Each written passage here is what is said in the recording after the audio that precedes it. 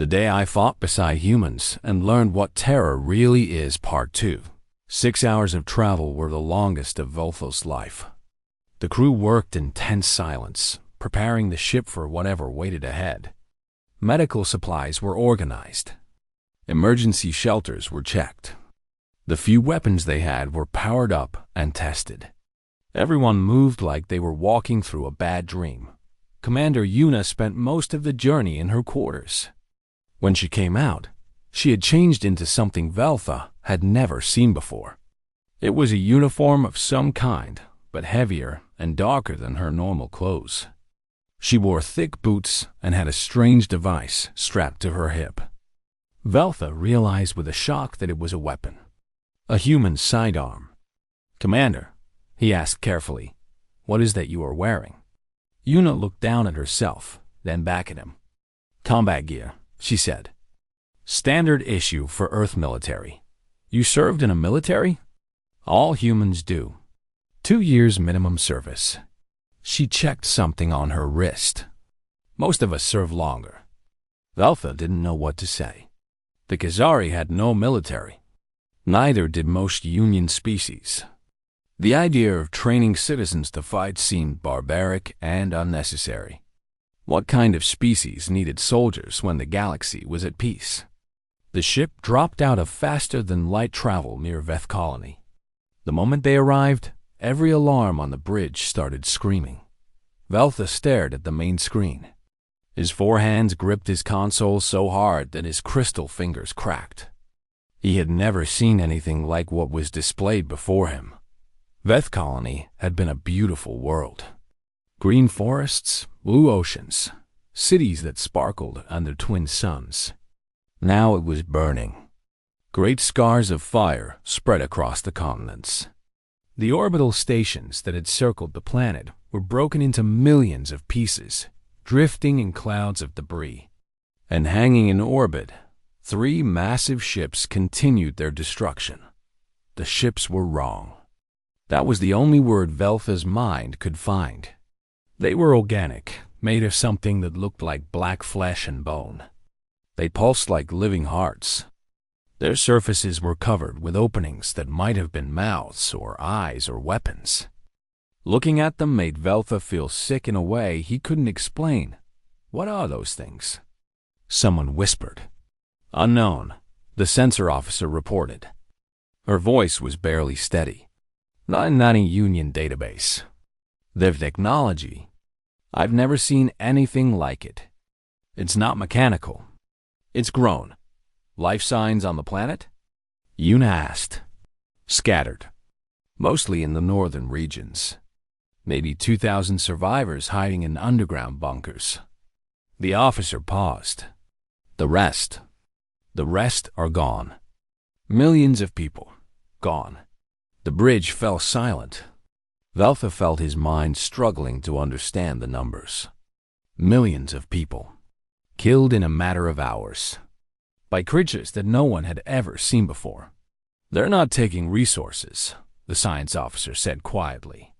"They're not capturing anyone. They're just killing. For no reason." Commander Yuna stared at the burning planet. Her face was pale, but her eyes were focused. She seemed to be calculating something in her head. "Shuttle range," she said finally. "Can we reach the survivors?" "Yes, but Commander," the navigation officer stopped himself. "Those ships will detect us the moment we move closer. We're completely outmatched. If they attack us, we'll be destroyed in seconds." "Can we reach the survivors?" Yuna repeated. "Yes, then we're going down there." Veltha's crystal heart nearly stopped. "Commander, that is suicide. Those creatures will kill us all." Yuna turned to look at him. Her dark eyes held something that made his fear feel small and far away. It was like staring into a fire that refused to go out. 2,000 people are down there," she said, "hiding in the dark, waiting for someone to save them. They sent a distress signal because they believed someone would come." She paused. "We're the ones who came. But we can't fight those things. We're not going to fight them. We're going to save as many people as we can and get out." She turned to address the whole bridge. "I need volunteers. This will be dangerous. I won't order anyone to come with me." For a long moment, no one moved. The alien crew members looked at each other with terrified eyes. This was not what they had signed up for. This was not what their peaceful lives had prepared them for. Then a human voice spoke up. "I'll go." It was Sergeant Taiwu, the head of the ship's small security team. He was a large man with broad shoulders and a scar running down his left cheek. He had always seemed friendly before, quick to laugh and share stories. Now his face was hard as stone. "Me too," said another human. Then another. All 6 humans on the ship stepped forward. Veltho looked at his fellow Kasari. Their crystal faces showed the same fear he felt. Going down to that burning planet meant almost certain death. Everything in their peaceful nature screamed at them to stay safe, to hide, to wait for the danger to pass. But then Veltho thought about the survivors. 2,000 people, huddled in underground bunkers, watching their world die around them, waiting for help that might never come. "I will go," Veltho heard himself say. The words came out before he could stop them. Commander Yuna looked at him. For a brief moment, something like surprise flickered across her face. Then she nodded. "Get your gear," she said. "We leave in 10 minutes." The shuttle launched into hell. The moment they left the harmonious dawn, the 3 alien ships seemed to notice them. Veltho watched through the shuttle window as smaller craft fighters of some kind separated from the larger vessels and began pursuing them. "They're fast," the pilot reported. "We have maybe 3 minutes before they catch us." "Then fly faster," Yuna said calmly. The shuttle dove toward the planet's atmosphere. Outside the windows, the sky turned from black to orange to red as they plunged through the burning air. Enemy fire streaked past them, close enough that Veltho could feel the heat through the shuttle walls. The pilot twisted and dodged, using every trick he knew to stay alive. They hit the ground hard. The shuttle bounced twice, scraped through burning trees, and finally stopped in what had once been a field. Now it was a wasteland of ash and smoke. "Move!" Yuna shouted. "Everyone out! The bunker entrance is 1 kilometer north." The team poured out of the shuttle. Veltho's feet hit the ground, and he nearly fell. The air was thick with smoke and the smell of burning. In the distance, he could hear sounds that made his blood freeze. Screaming. Not human screaming. Something else. Something hungry. "Stay close," Sergeant Taiwu said. He held his weapon, a large rifle that hummed with power at the ready. "Don't stop for anything." They ran. Through smoke and fire and shadows, they ran toward the bunker where 2,000 survivors waited. Behind them, the enemy fighters circled like predators, searching for prey. Veltho had never run so fast in his life. His crystal lungs burned. His forelegs ached. But he kept running, following the humans who moved through the destruction like they were born for this. And somewhere in the burning ruins of Veth Colony, the Devourers were waiting. The day I fought beside humans and learned what terror really is, Part 4. The evacuation took 3 hours. 3 hours of terror, violence, and impossible courage. Commander Yuna coordinated everything from the bunker's command center, directing groups of survivors to different escape routes while the humans fought to keep those routes clear. Private Yunho died in the 2nd hour. He was covering the retreat of a group of elderly Tellurians when a devourer caught him from behind. He killed the creature with his last breath, but not before it opened his throat. He was 22 years old. Corporal Suman died in the 3rd hour. She had volunteered to go back for a Kasari child who had gotten separated from his family. She found the child and was carrying him to safety when a group of devourers surrounded them. Suman put herself between the creatures and the boy. She held them off long enough for Sergeant Taiwu to reach them and saved the child. By the time help arrived from the Harmonious Dawn, 1,847 survivors had been rescued. The price was 2 human lives and wounds that would scar the others forever. The trip back to the ship was a blur of exhaustion and grief. Veltha helped tend to the wounded in the shuttle, using his basic medical training to stop bleeding and ease pain. Around him, survivors wept with relief or stared into space with empty eyes. The humans sat apart from the others, saying nothing. When they finally reached the Harmonious Dawn, Union battleships were arriving in the system. The 3 Devourer vessels fled rather than face a real military force. The danger was over, at least for now. Veltha spent hours helping organize the survivors and treat the injured. His crystal hands were stained with blood of a dozen different species. His mind felt numb, unable to process everything he had witnessed. When his shift finally ended, he wandered the ship's corridors without purpose. He found Commander Yuna in an empty cargo hold. She was sitting on a crate, alone in the darkness. Her hands rested on her knees. Even in the dim light, Veltha could see that they were covered in dried blood. Human blood. Khazari blood. Devourer blood. She hadn't cleaned them. Commander? Veltha approached slowly, like he was approaching a wounded animal. Are you hurt? Do you need medical attention? Yuna didn't look at him. Her eyes were fixed on the far wall, staring at nothing. Yunho wanted to be a teacher, she said. Her voice was hollow, empty of all emotion. He told me once. He joined the service to pay for university. When his term was up, he was going to go back to Earth and teach history to children. She paused. He loved history. He could talk about ancient battles for hours. Veltha didn't know what to say. He stood there, silent, waiting. Suman had a daughter, Yuna continued. 4 years old. Her name is Hyan. Suman showed me pictures every week. She was so proud of that little girl. Her hands curled into fists. Now I have to write a letter. I have to tell a 4-year-old that her mother is never coming home. Commander, Veltha struggled to find words. His people grieved through meditation and song. They did not know how to comfort someone who had just watched friends die. I am sorry. Yuna finally looked at him. Her eyes were red and wet, but there were no tears on her face. It was like she had run out of tears long ago. Why did you come? She asked. Down there. You didn't have to volunteer. Your species doesn't fight. You had every reason to stay safe on the ship. Veltha thought about the question. He had asked himself the same thing 100 times since the rescue. Because you were going, he said finally. Because you were going to save those people, and it seemed wrong to let you go alone. A small, bitter smile crossed Yuna's face. That's a human answer, is it? Doing something because it feels wrong not to.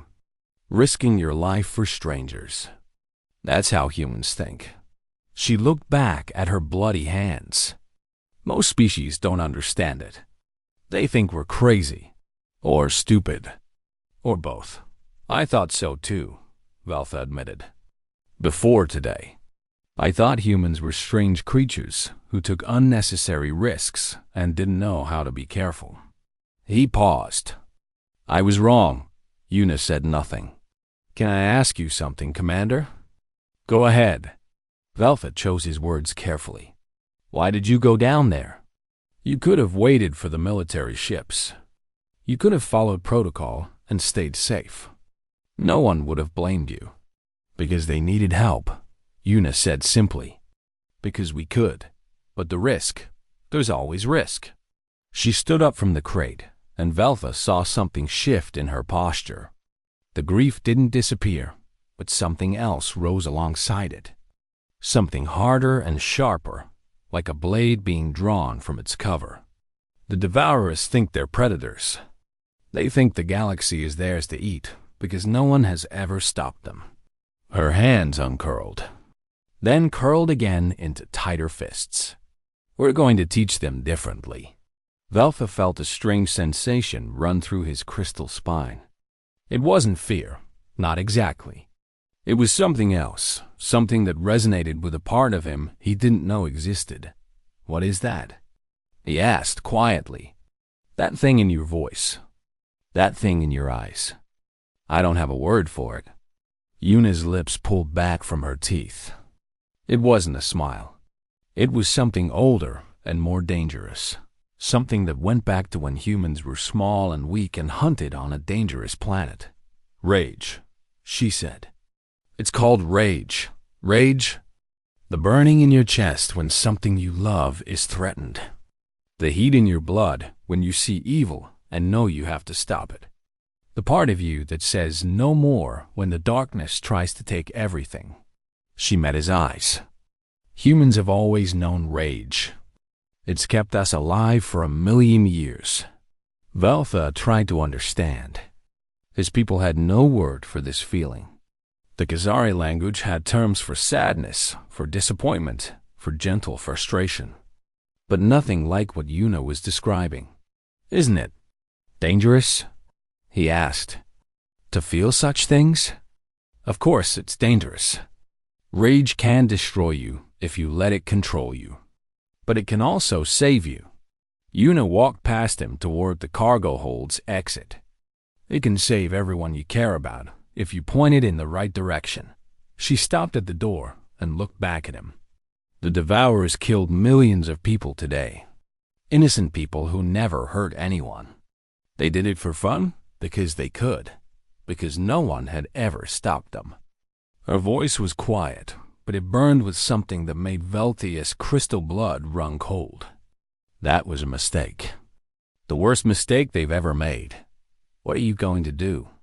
Commander Yuna's eyes were dark and deep, like the space between stars. I'm going to make them regret it.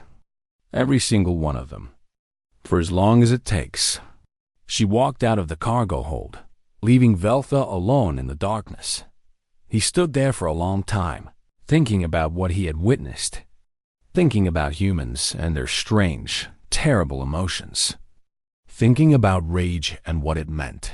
His people had lived in peace for 10,000 years. They had never needed anger or fury or the burning desire for justice.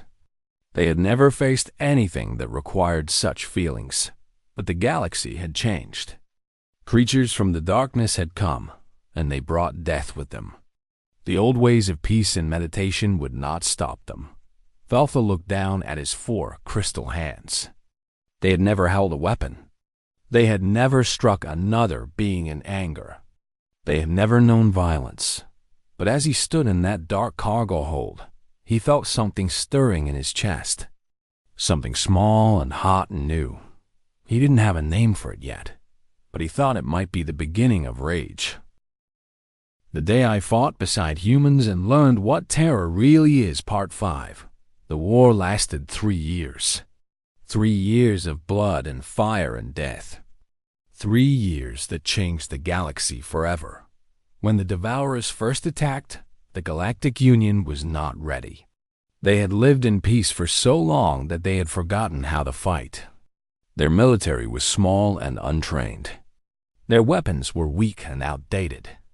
They watched in horror as world after world fell to the hungry creatures from beyond, the Galactic Rim. Then humanity stepped forward, not just their soldiers, their entire species. Scientists who had studied abstract theories began building new weapons. Engineers who had designed luxury ships began building warships. Farmers and teachers and artists enlisted in the military and trained until they could fight. The humans took their rage and turned it into purpose, and they taught the other species to do the same. Veltha was there for all of it. After Veth Colony, he had requested a transfer to a combat vessel. His superiors were shocked. No Khazari had ever volunteered for military service, but they granted his request. He served aboard the Unyielding, a human-designed battleship commanded by Admiral Sung-Ho, a man who had been a history professor before the war. Admiral Sung-Ho was nothing like Commander Yuna. Where she was quiet and calm, he was loud and passionate. He gave speeches that made soldiers weep with pride. He led from the front, always the first to charge into danger. His crew loved him like a father and feared disappointing him more than they feared death. The Devourers think they understand war, Sung-ho told his crew before their first battle. They think it means killing everything weaker than yourself. They're wrong. War means protecting everything you love, no matter the cost. That's something they'll never understand. And that's why we're going to win. The war was brutal. The Devourers were strong, fast, and numerous. They felt no fear and showed no mercy. For every battle the Union won, they lost 2 more. Colony after colony fell. Billions died, but humanity didn't give up. They never gave up. Veltha watched as human pilots flew their fighters directly into Devourer ships and exploded their reactors, destroying themselves to take the enemy down. He watched as human soldiers boarded enemy vessels with nothing but guns and knives, fighting room to room through nightmares made of teeth and blades.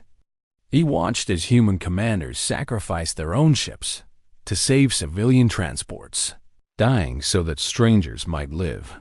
He learned to fight beside them. His forearms became skilled with weapons. His peaceful nature learned to accept violence as a necessary evil. He was not the same Kazari who had served aboard the Harmonious Dawn. That person was gone, burned away in the fires of war. But he was not alone. All across the Union, other species were changing too.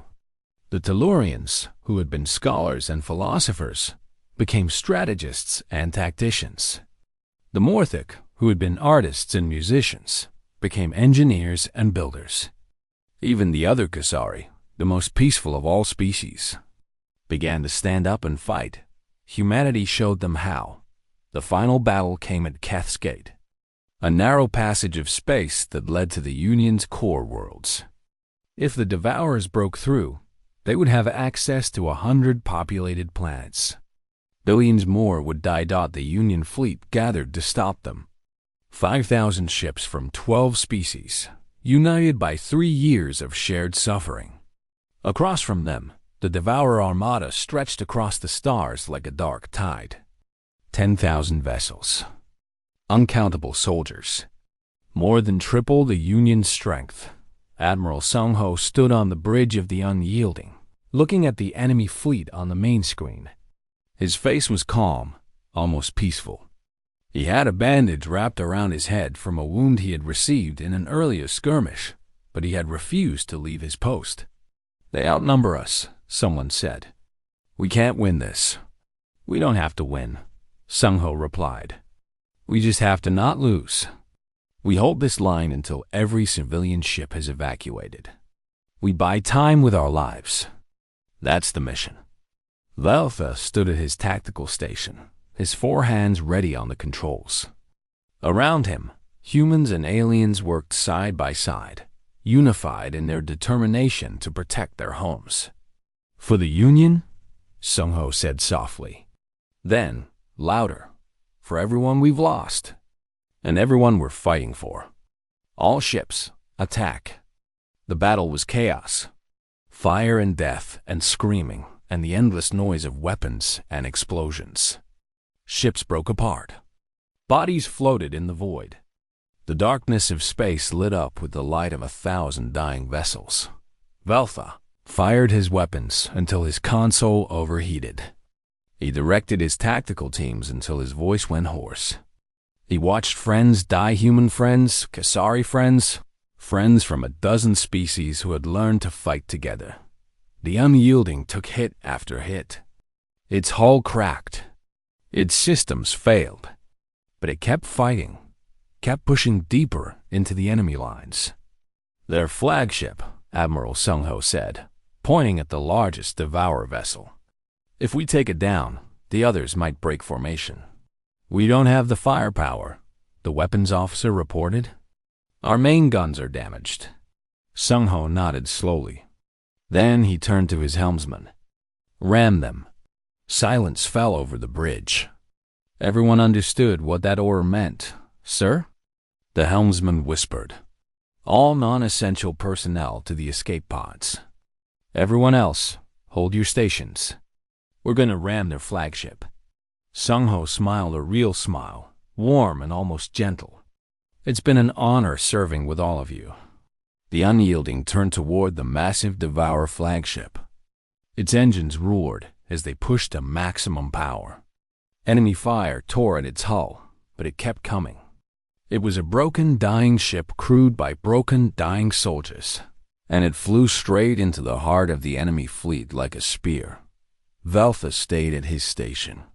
He had the chance to run to the escape pods, but he chose not to. He was not the peaceful Khazari he had once been. He was a soldier of the Union, and he would die with his ship. The Unyielding hit the Devourer flagship at full speed.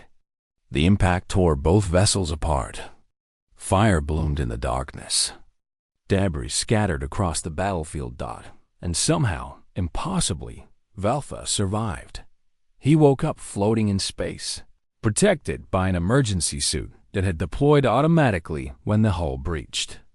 Around him, the remains of two great ships drifted in the void. But beyond the wreckage, something wonderful was happening. The Devourer fleet was breaking apart.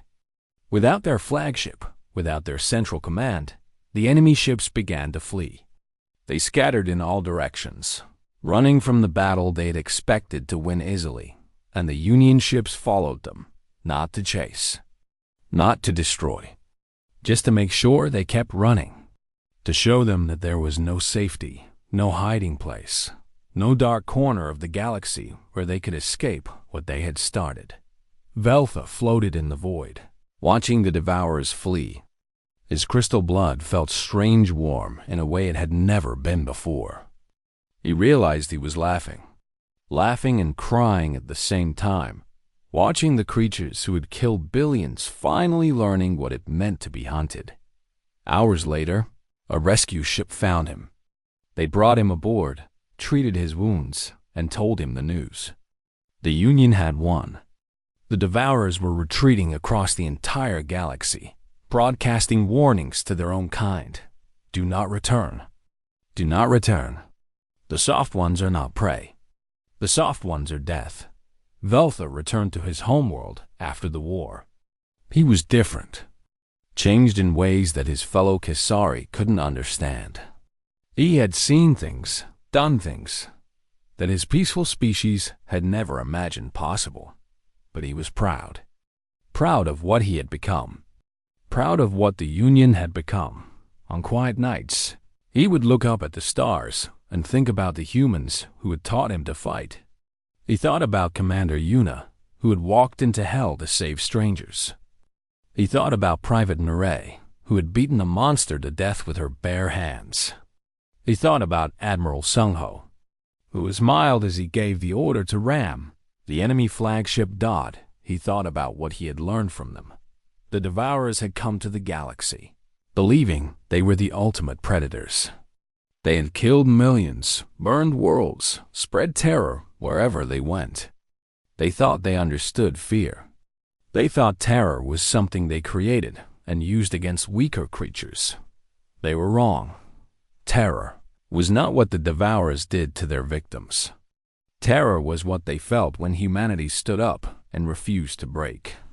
Terror was a species of soft, short-lived creatures who looked at impossible odds and said, "We fight anyway." Terror was the rage that burned in human hearts, the fire that turned farmers into soldiers and teachers into warriors. Terror was the knowledge that no matter how many humans you killed, more would come. They would fight and die and fight again, forever, until the threat was gone. The Devourers had learned what terror really was, and they would never forget it. Somewhere out in the darkness, beyond the edge of known space, the survivors of the Devourer fleet were still running. They would run forever, telling their children and their children's children about the galaxy they had tried to consume. And at the center of that galaxy, humanity stood watch, still unbroken, still unafraid. Veltha looked up at the stars one last time.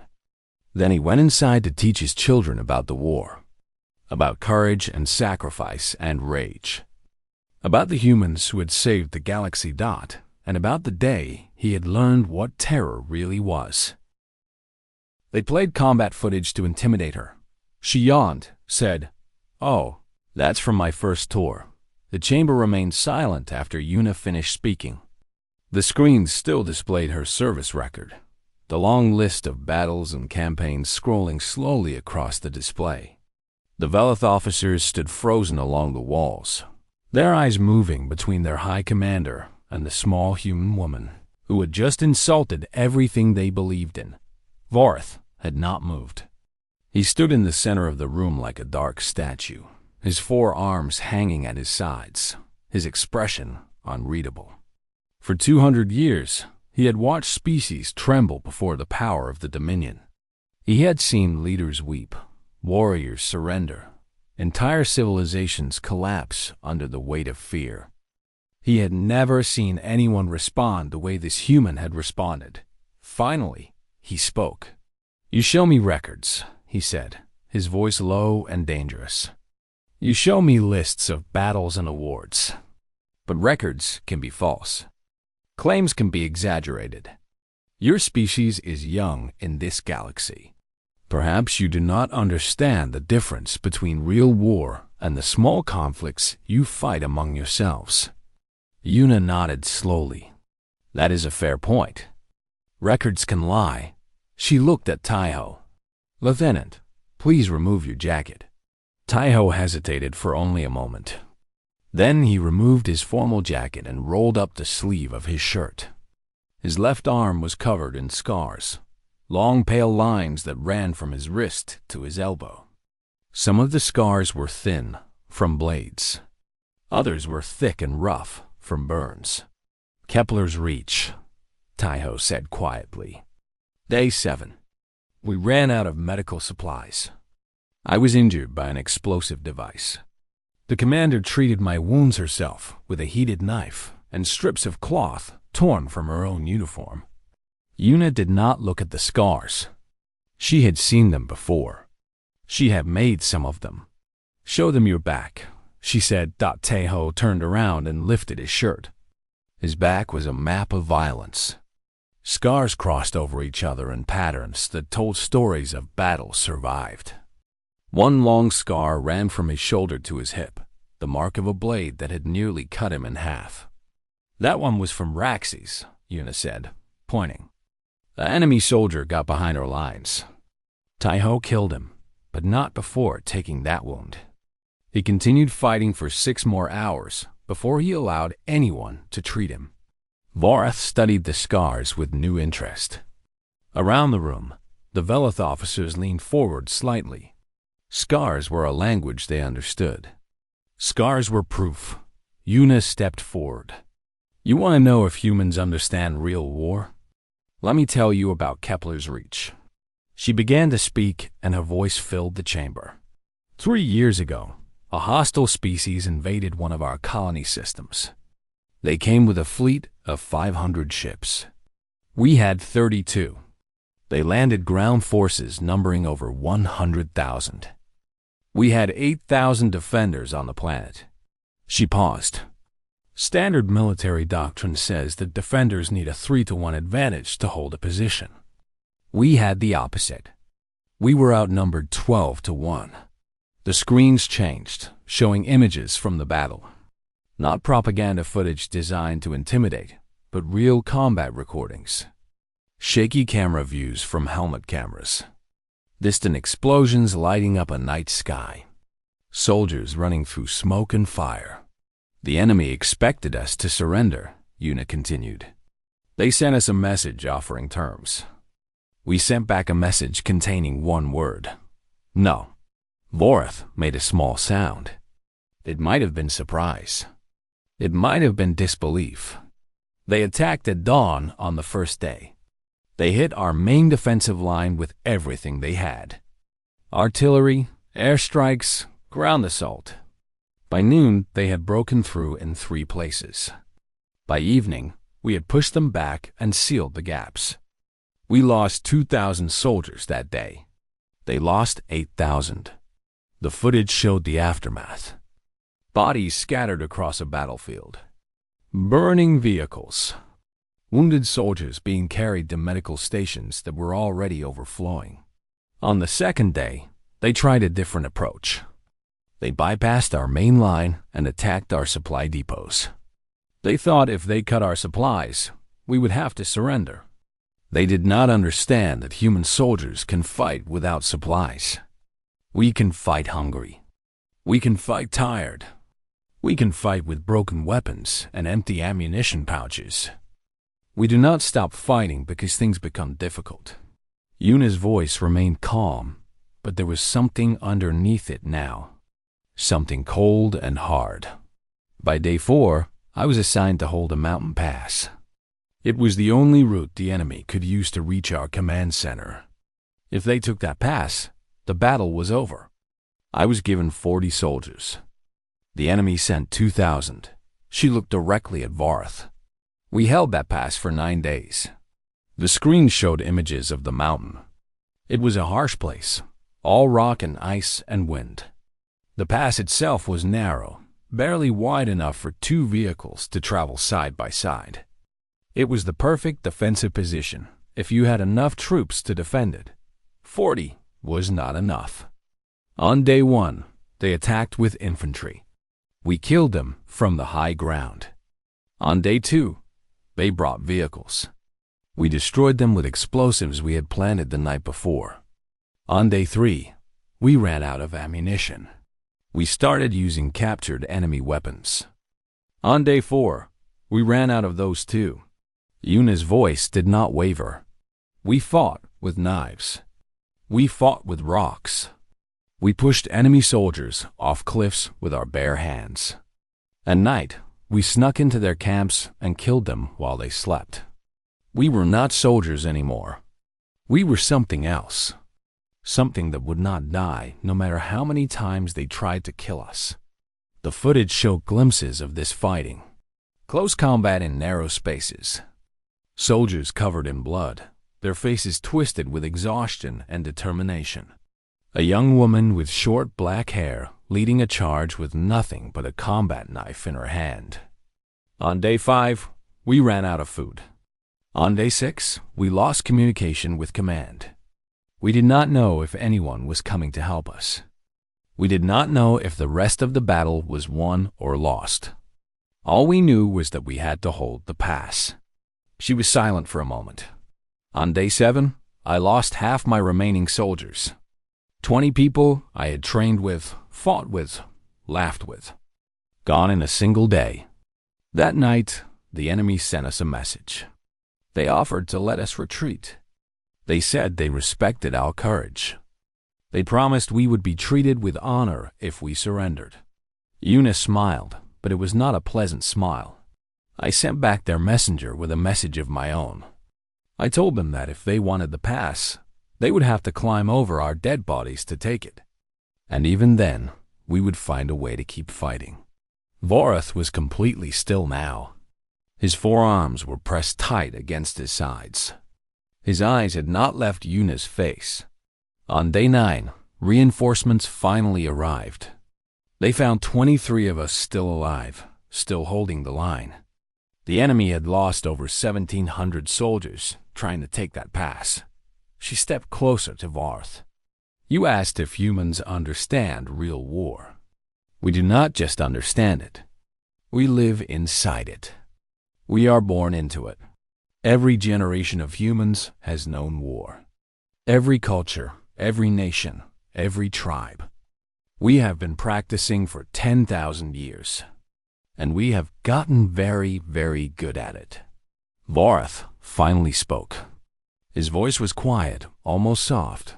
Why do you not break? Yuna considered the question. We do break. All the time. We get scared. We cry. We scream. We have nightmares that wake us in the middle of the night. War destroys us in ways that never fully heal. She paused. But we keep fighting anyway. Because the alternative is worse. Because we have people we love. Places we call home, futures we want to protect. Because giving up means letting down everyone who came before us and everyone who will come after. She looked at the screens, at the images of Veloth conquest still visible behind her service record. You have never lost a war.